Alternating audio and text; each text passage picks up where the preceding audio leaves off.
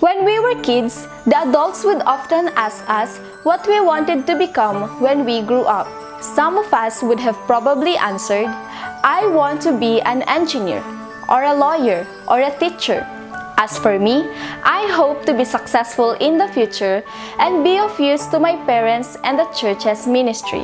But in Acts chapter 9 verse 6, it's a different story. Instead of being asked about what he wanted to become, Apostle Paul asked Jesus what the Lord wanted him to do with his life. His perspective is very different from mine, and I presume from most of us. Unlike probably most of us, Apostle Paul did not insist on his own will, but he committed his life to the Lord as soon as he was saved. He let God tell him what to do with his life.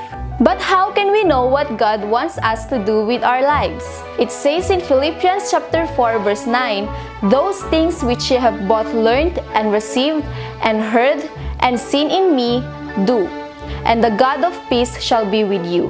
God wants us to do the things we have learned from Him. The essence of living the Christian life is doing what God wants us to do. Let's not be hasty in our decisions. Instead, just like the Apostle Paul, may we learn to ask Jesus about His purpose in us and not follow our own imperfect and sometimes selfish will. Let's follow the path that God has laid out for us.